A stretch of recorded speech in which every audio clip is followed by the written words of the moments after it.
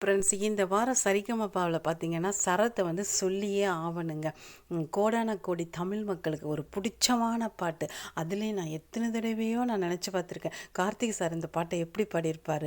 ஐயோ, அவ்வளவு சூப்பரான பாட்டு. ராவணனில் வந்து உசிரே உசிரே போகிற பாட்டை எடுத்துகிட்டு வந்து அவ்வளோ சூப்பராக பாடினாங்க.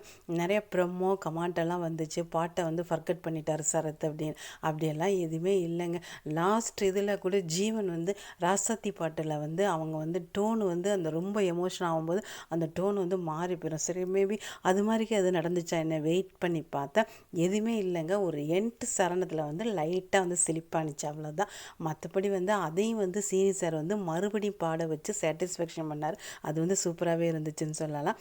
அதில் வந்து கார்த்திக் சார் பாடின பாட்டு இல்லையா, அவரால் உட்காந்துருக்க முடியலை, எழுந்திரிச்சு வந்து என்கரேஜ் பண்ண விதம் வந்து ரொம்பவே சூப்பராக இருந்துச்சுன்னு சொல்லலாம். அப்புறம் பார்த்திங்கன்னா வீரபாண்டி நம்ம எதிர்பார்த்தபடியே அப்படியே பூங்காற்றில் உன் சுவாசத்தை பாட்டை பாடி அப்படியே உள்ளமே அப்படியே உருக வச்சுட்டாரு அப்படிங்க சொல்லலாம். அவங்களுக்கு எல்லா பேரும் வந்து அவங்களுக்கு ஸ்டேஜில் வந்து அவங்களுக்கு வந்து கோல்டன் ஷவர் வந்து கொடுத்தாங்க. அப்புறம் வந்து பார்த்திங்கன்னா விபி சார் சொல்லுவார், மியூசிக் கம் 7 நோட்ஸ், எந்த மியூசிக்காக இருந்தாலும் பாடுவார் இவர் அப்படிங்கிற மாதிரிக்கே ஒரு சூப்பரான ஒரு கமெண்ட்டை வந்து கொடுத்தாங்க. அப்புறம் அதை விட வந்து கார்த்திக் சார் ஒரு ரெக்வஸ்ட் வச்சார் பாருங்க, அது இன்னும் வந்து தூளாக இருந்துச்சுன்னு சொல்லலாம். அதாவது வந்து அவங்களுக்கு வந்து வீரபாண்டிக்கு வந்து டீச் பண்ணுங்க, அதனுடைய பொறுப்பு செலவு எல்லாத்தையும் வந்து அந்த டீம் வந்து ஏற்றுக்கும் அப்படிங்கிற மாதிரிக்கு ஒரு அப்டேட் பண்ணி வச்சாங்க.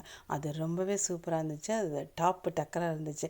ஏன்னா இந்த மாதிரி வந்து பேக்ரவுண்ட்லேருந்து வர்றவங்க, கஷ்டப்பட்டு வர்றவங்களுக்கு என்கரேஜ் பண்ணுறாங்க பாருங்கள், அது ரொம்பவே அழகாக இருந்துச்சு பார்க்குறதுக்குன்னு சொல்லலாம். அப்புறம் பார்த்திங்கன்னா நாயக்கரோட காமெடி செம காமெடியாக இருந்துச்சு. நல்லாவே இடையில வந்து சிரிப்பாக இருந்துச்சுன்னு சொல்லலாம். அப்புறம் வந்து பார்த்திங்கன்னா முகேஷ் அண்ட் ஸ்வேதா வீரபாண்டி கோட்டையில் இந்த பாட்டை வந்து யாராவது பாட மாட்டாங்களா அப்படின்னு ஒரே ஏக்கத்தில் இருந்தேன். கரெக்டாக இன்றைக்கி எடுத்துகிட்டு வந்து இவங்க வந்து பாடினாங்க. ரொம்பவே சூப்பராக இருந்துச்சுன்னு சொல்லலாம்.